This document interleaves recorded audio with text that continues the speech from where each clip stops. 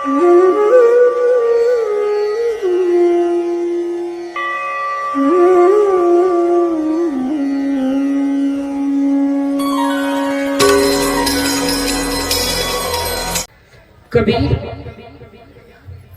एक गरीब परिवार में पला, कुल गोत्र का पता नहीं, कौन जाति के थे उसका कोई पता नहीं, कोई पार्टी का पता नहीं, कुल गोत्र का पता नहीं। कुछ लोग कहते हैं कबीर विधवा ब्राह्मणी के पुत्र थे। कुछ कबीर के समीक्षा आलोचक कुछ कहते हैं कि ये तो रामानंद के ही पुत्र थे, शिष्य तो थे ही लेकिन पुत्र भी थे। बड़े दार्शनिक लोग, बड़े बड़े विचारक अलग अलग लिखते हैं और मेरे से बहुत सारे लोग प्रश्न भी करते, शंका समाधान भी करते, मैं बिल्कुल काट देता हूं। हम कहते कबीर की जाति से तुम्हें पूछकर क्या लाभ होगा, किस कुल में पैदा हुए, लावारिस थे, अवैध थे, कैसे थे पहले कबीर पैदा हुए, कैसे पैदा हुए, कौन सा समाज था, कौन सा वक्त था, किस परिवेश में थे, इसके बारे में तू जानकर कि तुम्हारे जीवन में क्या बदलाहट आ सकती है, अगर जान भी जाओ तो तुम क्या कर लोगे। ये फालतू बातें क्या पूछ रहे हैं।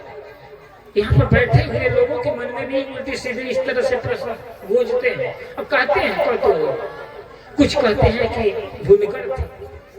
बुनकर कोई जाति नहीं है, ये पेशा है। जो कपड़ा बुने बेचे, अपना जीव को उपार्जन करे, वो पेशा है। कपड़ा बुनने के कारण बुनकर हो गया। धोबी कपड़ा धोता है, धोबी हो गया, उसका काम था। ये आदमी कितना सड़ियल दिमाग का है, व्यवसाय को जाति से जोड़ करके इतना चिपक गया कि मानवता की, इंसानियत की परिभाषा ही भूल गई। मनुष्य क्या है, व्हाट इज ह्यूमन, मनुष्य कौन है, मनुष्यता की परिभाषा भूल गया। जो मनुष्यता की परिभाषा भूल जाएगा उसको कभी पता चलेगा धर्म क्या होता है। जो मनुष्यता की परिभाषा नहीं सीखेगा जीवन में, वो धर्म की परिभाषा कभी सीख ही नहीं सकता। यही हमारी मूल में भूल है। हम पेशे को जाति से और जाति को धर्म से देख करके हम धर्म के वास्तविक स्वरूप से भटक चुके हैं और यहीं से संस्कार, सभ्यता, नैतिकता, शिष्टाचार और समाज का हम गला घोट करके मानवता को रक्त रंजित कर रहे हैं। आज जितना धन राजपाट सत्ता के लिए लड़ाई नहीं लड़ी जा रही है, उतना धन के नाम से खून और रक्तपात किया जा रहा है, लड़ाइयां हो रहा है, द्वेष हो रहा है, झगड़ा हो रहा है, फसाद हो रहा है धर्म के नाम पर। और सभी अपने आप को क्या मान है, बहुत बड़े धार्मिक मानते हैं। धर्म के एक बड़े बड़े धर्म के ठेकेदार, बड़े बड़े झंडे बरदार, मठाधीश, महंत, ये तुम्हें लड़ाने की विद्या सीखते हैं। ये लड़ाते हैं। ये राजनेता ही नहीं लड़ाते, धर्म नेता भी लड़ाते, क्योंकि धर्म नेता आपस में लड़ाएंगे नहीं तो उनका संप्रदाय, उनकी दुकानें, धर्म की दुकानें चलेंगी ही नहीं, और जब चलेंगी ही नहीं तो भूखे मरेंगे। कबीर के मानव धर्म को नई चेतना, नई रोशनी, नए आलोक कबीर के पंक्तियों ने दी। कबीर को कहते हैं दोस्त को यार कहते हैं। और एक जो अवैध संबंध करती हैं औरतें, लड़कियां, आज बहुत लड़कियां बॉयफ्रेंड बना रहे हैं और लड़के बहुत गर्लफ्रेंड बना रहे हैं। इस संस्कृत और सभ्यता की सबसे बड़ी नाकामी है, क्योंकि धर्म के स्वरूप को इन लोगों ने बिगाड़ रखा है। ये मॉडर्न कल्चर, मॉडर्न एजुकेशन, ये हमारी जीवन की मौलिक परंपरा, विवाह परंपरा, स्वयंवर परंपरा को कलंकित कर दिया। पहले तो आयोजन होता स्वयंवर का, राजा महाराजा या माँ बाप से पत्नी लड़की को एक अधिकार दिया जाता था कि अपने वर को चुने, यानी स्वयंवर। आज जो है माता पिता को पता ही नहीं, लड़की पढ़ ही रही है स्कूल में, कॉलेज में, अपना वर चुन रही है, वर चुन ले रही है, बॉयफ्रेंड चुन ले रही है। अब बताइए ये कहाँ का समाज? शिक्षा में भूल हो रही है, कहीं हमारे में चूक हो रही है, माता पिता ही भूल कर रहे हैं, लड़के लड़कियां ही गड़बड़ नहीं है। हम अपने बेटा बेटी को स्वच्छंद अधिकार दे रहे हैं। अधिकार देना भी जरूरी है, लेकिन अधिकार तब दीजिए जब आपका बच्चा संस्कारित है। कभी जीवन का कल्याण हो या न हो, लेकिन जिस समय तक आप बैठे होंगे कल्याण की भूमिका में होंगे, मुक्ति की भूमिका में होंगे, निर्वाण की भूमिका में होंगे। सत्संग वही है जो संसार को भुला दे, आपके मन के अंदर विचार को खत्म कर दे। कबीर के उन पदों को हम एक एक शब्दों को अंदर प्रवेश देने के लिए अपने मस्तिष्क का द्वार खोल दे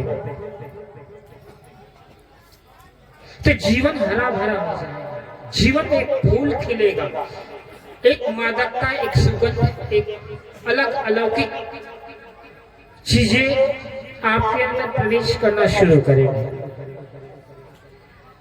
कबीर कहते हैं कि मन लागो मेरो यार फकीरी, मन रूपी यार को समझा रहे हैं कबीर। हे मेरे यार, हे मेरे मन, हे मेरे दोस्त, हे मेरे मित्र, अब तुम अमीरी में मत फंसो और दुनिया का प्रत्येक व्यक्ति से अगर हम पूछें कि किस व्यक्ति को गरीबी प्रिय है, तो कोई भी व्यक्ति ये नहीं चाहेगा। धनवान से धनवान व्यक्ति से अगर पूछा जाए कि क्या तुमको गरीबी प्रिय है, या गरीब से गरीब व्यक्ति से पूछे, इस धरती पर कोई भी एक इंसान नहीं है जो कि गरीब होना पसंद करेगा। क्या कोई एक ऐसा व्यक्ति ही इस भूतल पर कि गरीब होना पसंद करेगा? इस पर दार्शनिक समीक्षा है, एक दर्शन है, क्योंकि जीवन और मृत्यु के बीच जो जीवन काल है वह आपका बहुत वर्तमान जीवन बहुत ही अद्भुत है, और इन बातों की कड़ियों को आपके जीवन की परतों पर ऐसा बिछाया जाएगा जिस तरह से बाबा विश्वनाथ के गुंबज पर सोने की परत बिछाई गई है। मन रूपी मंदिर में आप देखते हैं बड़े बड़े मंदिरों पर स्वर्ण कलश बैठाए जाते हैं, और स्वर्ण कलश क्यों बैठाए जाते हैं इसका रीजन जानते हैं? मैं दार्शनिक विषयों में चल रहे हैं। मंदिर भी विरोध नहीं है, मस्जिद भी विरोध नहीं है, क्योंकि विरोध तो केवल पाखंड पर मेरा है। मस्जिद में क्यों नमाज किया जाता उसका भी दार्शनिक विश्लेषण है, और मंदिर में पूजा क्यों किया जाता उसका भी दार्शनिक अर्थ है। लेकिन हम न जान करके हम सब चीज को एक अलग दिशा में ले जाते हैं। पर कबीर की समीक्षात्मक, हमने बोला वैज्ञानिक अर्थ, कबीर को साथ साथ लेकर के उन चीजों को भी हम समीक्षा करेंगे जीवन में कि आखिर उसका कारण क्या है। स्वर्ण कलश, सोने की धातु के अंदर सबसे ज्यादा क्या होता है, कॉस्मिक एनर्जी ग्रहण करने की क्षमता होती है। कॉस्मिक एनर्जी, विश्व एनर्जी। सोना क्यों पहले प्राचीन काल में सोना आभूषण धारण किया जाता? क्योंकि शरीर में स्वर्ण भस्म एक ऐसा भस्म है जो कि आपके अंदर बुद्धि, बल और वीर। अगर आप मंद बुद्धि के हैं तो रोज स्वर्ण भस्म खाइए, आपका माइंड विकसित होगा। कुछ भी नहीं है, आप डिप्रेशन में हैं तो 6 महीना सोने के पानी में सुबह सोने की धातु मिट्टी के बर्तन में रख दीजिए और पानी को 6 महीना पीजिए, बिना दवाई के डिप्रेशन खत्म हो जाएगा। क्योंकि आपके अंदर क्षण भस्म होता है, पानी के अंदर उसका अर्क उतरता है, जिसके द्वारा आपके मन में क्या होता है, एक कॉस्मिक एनर्जी। कॉस्मिक एनर्जी क्या होती है? जो ब्रह्मांड है, जो हमारा मस्तिष्क है, जो ब्रह्मांड का उत्तरी ध्रुव है, वह उसके अंदर पूरे ब्रह्मांड का बीच केंद्र होता, जहाँ केंद्रित होता, जहाँ स्वर्ण भस्म में सोने के अंदर वो एनर्जी खींचने की सबसे ज्यादा शक्ति होती है।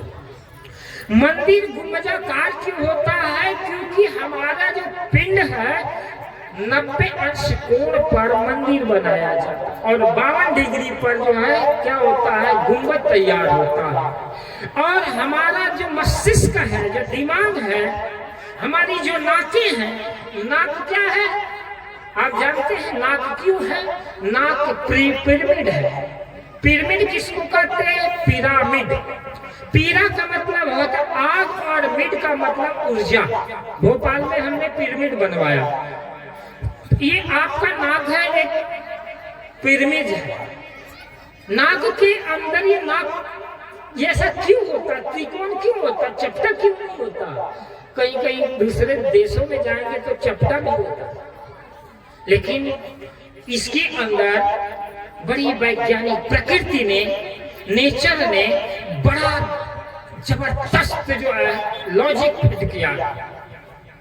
क्योंकि जब सबसे ज्यादा आपके अंदर कॉस्मिक एनर्जी कहां से मिलता है? नाक से। क्योंकि सांस कहां से आप लेते हैं? नाक से लेते हैं, मुंह से नहीं, कान से नहीं। तो जब आप नाक से सांस लेते हैं तो आपके श्वास के द्वारा ऑक्सीजन जाता है, और ऑक्सीजन जब जाता है तो ये जो हमारी जो नाकें हैं इससे टकराती है और परिवर्तित होती है। क्या 90 अंश पर डाइवर्ट होती है। नाक से अगर हवा तक लेते हैं तो ये टकराती हैं दोनों यहाँ सपोर्टों से और फिर अंदर जाती है। तो इसके द्वारा हमारे मन, हमारे अंदर फेफड़ों में ऑक्सीजन के साथ साथ कॉस्मिक एनर्जी भी बॉडी के अंदर जाती है। समझ में? उसी तरह से मंदिर भी है। 52 डिग्री और 90 डिग्री पर मंदिर का अक्ष बनाया जाता है और वहां पर 5 मिनट 10 मिनट आप प्रार्थना करते हैं तो वो क्या होता है, उसके अंदर आपको मन में थोड़े समय पर शांति मिलती है, मन को रियलाइज होता है। लेकिन उससे मुक्ति नहीं होती है। मंदिर में इबादत प्रार्थना करके आपको मुक्ति नहीं, बिल्कुल मुक्ति नहीं। पूजा पाठ सेवा सत्कार आप अपने द्वारा बनाई हुई मूर्तियों से करके अभिष्ट की कामना करेंगे तो बिल्कुल नहीं। मुक्ति केवल ज्ञान और वैराग्य से होता है, भक्ति से नहीं। भक्ति से मन एकाग्र किया जाता है, मन को शुद्ध किया जाता है, लेकिन मुक्ति केवल ज्ञान और वैराग्य से होता है। मैंने सुना है, एक बार की बात है, एक बुढ़िया थी और बुढ़िया के एक बेटा था और बेटा की शादी हो गई। 12 साल हो गई शादी और उस बहू को बेटा नहीं है। और शादी जब हो जाती है तो बूढ़ी माताएं क्या करती हैं, बहुत जल्दी नाती खिलाने की चक्कर में पड़ती। शादी हुई कि नहीं, अब औरत को बच्चा पैदा करने की फैक्ट्री समझ लेते हैं। क्या जल्दी से बच्चा पैदा हो। तो बहू घर में समझदार थी, तो समझदार तो होती है, कोई लड़कियां पढ़ी लिखी होती हैं। बहू बच्चे की फिक्र में थी कि जल्दी हमारे बहू को बेटा हो जाए। बच्चा हुआ नहीं बहू को, तो बहुत ज्यादा चिंतित नहीं थी, परेशान नहीं थी, लेकिन बुढ़िया बहुत ज्यादा परेशान हो गई। बुढ़िया यहाँ वहां मंदिर में मन्नतें मांगने लगी। अरे मंदिर में मांगने से भगवान अगर बेटा दे दे, बेटी दे दे, तो फिर बेटे की शादी करने की क्या जरूरत है? भगवान से ही मांग लो सीधे, फिर बेटे की जरूरत नहीं, शादी विवाह की जरूरत नहीं। हम भी भगवान से मांग लें, हमको भी बेटा हो जाए बिना शादी के। कुछ वैज्ञानिक चीजें नहीं समझ में आती। अब हम तो धीरे धीरे थके जा रहे हैं। हिमाचल छोड़ के ताला आने का मन ही अब नहीं कर रहा। क्या चक्कर में अपने आप लोग दान दिए जा रहे हैं, बुला बुला कर दान। ये तीरथ ने दे दिए जमीन, फंसा दिया मेरे को, नहीं तो हम मुक्त थे। लेकिन मुक्त तो अभी हूँ, दिमाग सड़केगा तो आएंगे नहीं। भाई बैराग है, हम जिस दिन छोड़ देंगे, हम कहीं फंसे हैं थोड़ी नहीं। ले दे दिया ताला में बैठा सत्संग में गुरु जी ये, और हम क्या करेंगे? हम भी कबीर को दे दिए, हम क्या करेंगे? फूटा बांध को मार के ले जाएंगे। और देखो लेकर आया अभी कपड़े लत्ते, हर साल बांटते हैं 10, 20, 25 हजार का, आज भी लेकर आए हैं, बांटेंगे। हम तो चाहते हैं आप लोग कि गांव में साल भर हम आके यहाँ पर क्या रोटी थोड़ी तोड़ेंगे हैं? 2 दिन के लिए आएंगे, 3 दिन के लिए आते हैं, फिर चल देते हैं, साल भर पता नहीं है। तो किसके लिए आते हैं? बात मूल बात। बुढ़िया परेशान हुई और मंदिर में गुरुओं के पास जाई, पुजारियों के पास जा करके मांगती भगवान से, लेके बेटा नहीं हुआ। और आप जानते हैं अब आप सब जगह से हार जाओ, हॉस्पिटल से, वैद्य से, मंदिर से, मस्जिद से, तो सबसे बड़े ठेकेदार है बच्चा पैदा करने वाले ओझा सोखा। हो सकता है अपने पीहर से, मैके से भूत पड़ोसी का लेकर के आइए, जिसकी वजह से बच्चा नहीं हो रहा। भूत प्रेत छुड़ाने के नाम से पता नहीं इसका पड़ोसी ने इसका कोख मार दिया कि पता न कौन डीम डाइम कर पिशाचनी मालुका सालुका लगा दिया कि इसका बच्चे नहीं हो रहा है। परंतु बुढ़िया पहुंची एक किसके? ओझैत के पास। ओझैत के पास गई तो बुढ़िया थोड़ी ऊंची सुनती, हम भी थोड़ा ऊंचे सुनने लगे हैं।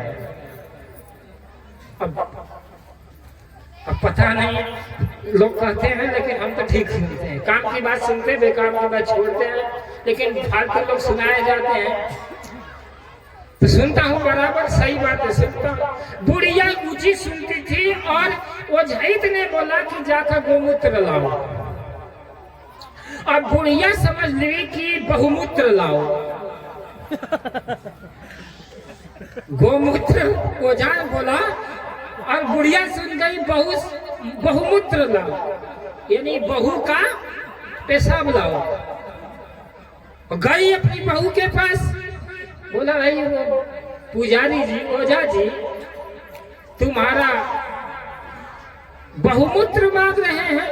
बहू मतलब बहू, पतोहू। बोले हे बहू, बहुमूत्र मांगे।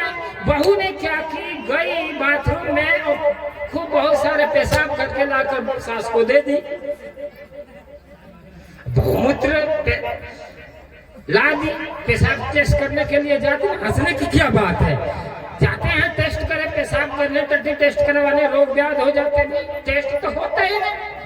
तो बहुत सारे मूत्र ला करके दे दी कटोरे में। बुढ़िया गई, ओझैत को थमा दी बहुमूत्र। उसने उस मूत्र को ले करके सोचा गौमूत्र है, वह मंत्र पढ़ा।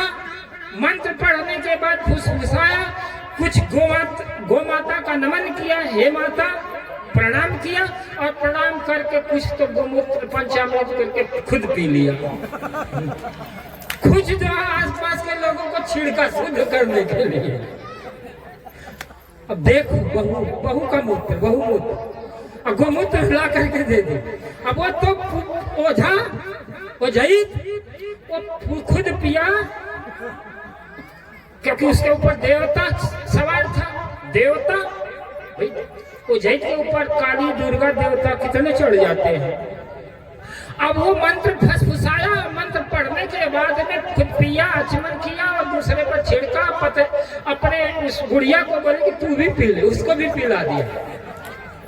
और वो पूरे बड़े भाव से प्यार से अपनी बहू के सामने ले गई। बोले बेटी ये ले, पुजारी जी ने ओझैत ने जो है अभिमंत्रित करके देवता का प्रसाद दिया है, इसको पी ले और तुमको बच्चा पैदा हो जाए।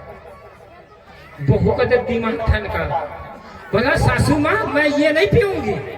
उसने मेरी ही पेशाब ये किससे कौन सा चीज है। अब वो गई, फिर गई ओझैत के पास उस मूत्र को लेकर के। बोला ये बोल रही है मेरी बहू कि मैं अपना मूत्र नहीं पीऊंगी, ये मेरा ही मूत्र है, मैं क्यों पीऊंगा, बच्चा हो या ना हो, मैं ये पेशाब अपनी नहीं पी सकती। वो फेंक।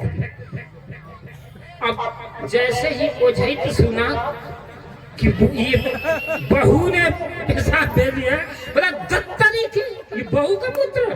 बोला हम तो समझेगा गौमूत्र है और ये ला दी तुम बहुमूत्र।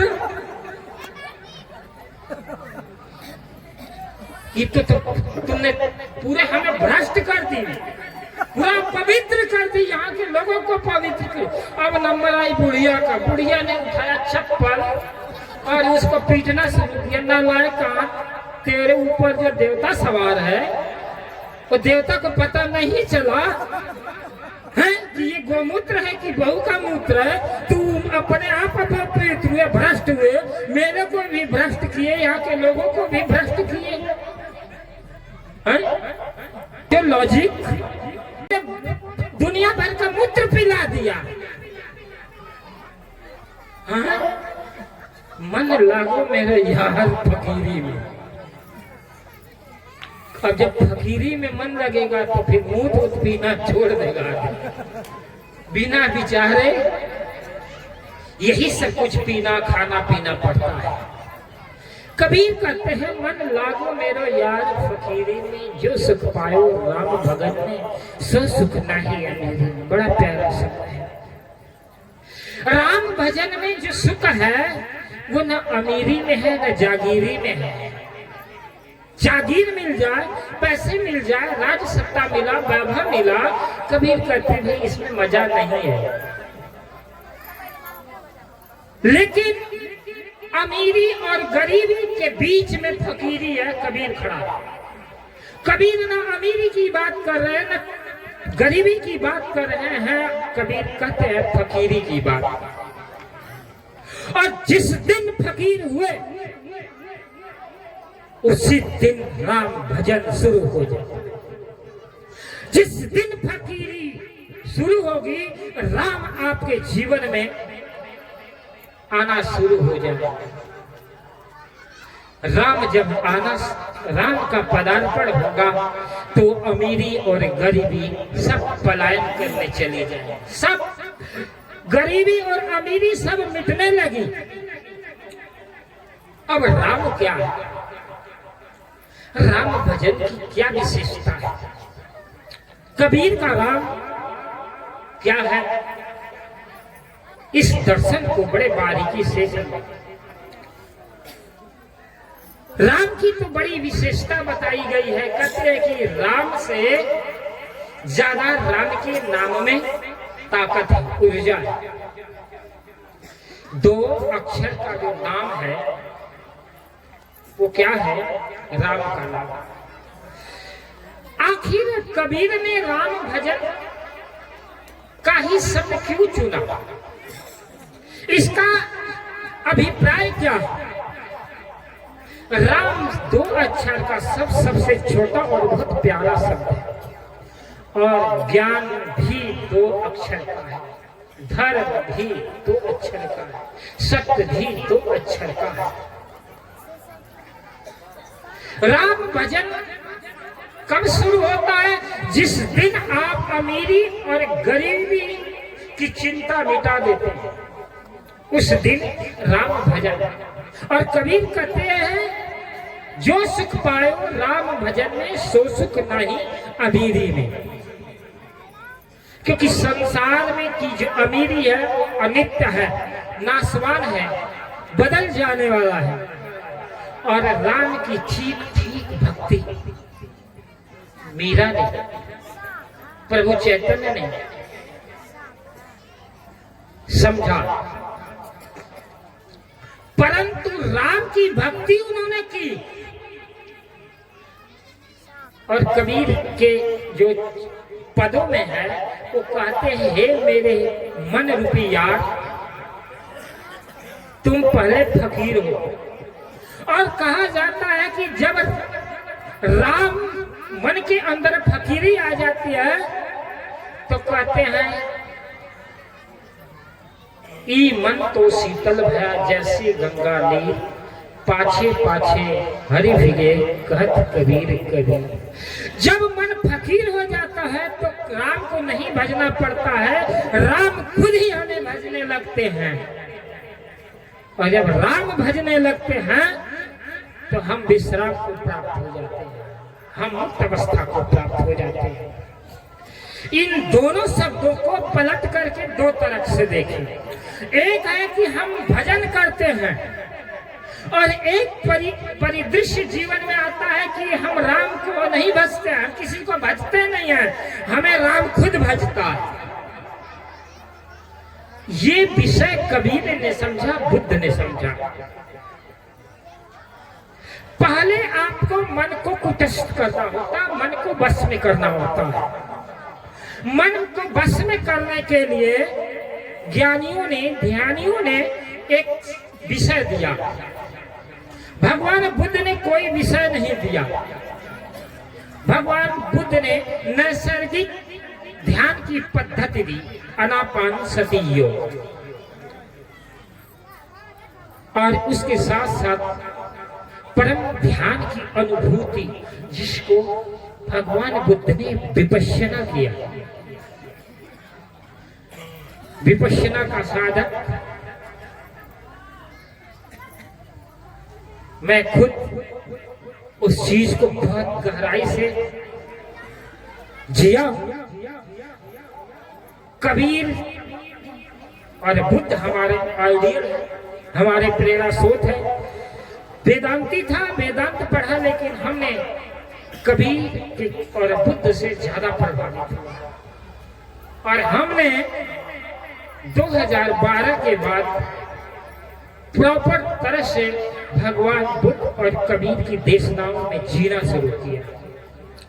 मैं कहूंगा कि किसी भी संत और किसी भी भिक्षुक के पास आनापान सती साधना की विधि सीख ले और विपश्यना की ध्यान प्रक्रिया, मैं कह रहा हूं, बड़ा ही अद्भुत और अद्वितीय साधना पद्धति है। पूरे संपूर्ण विश्व में अगर साधना की गंभीरता प्राप्त करना, आत्मा की अनुभूति प्राप्त करना है तो सती, संवेदना, संपज्ञान और क्षमता, यही चार बातें आपके जीवन में मुक्ति दिला सकती हैं। अदरवाइज आप किसी भी ज्ञान ध्यान की प्रक्रिया से जुड़े मुक्त नहीं हो सकते।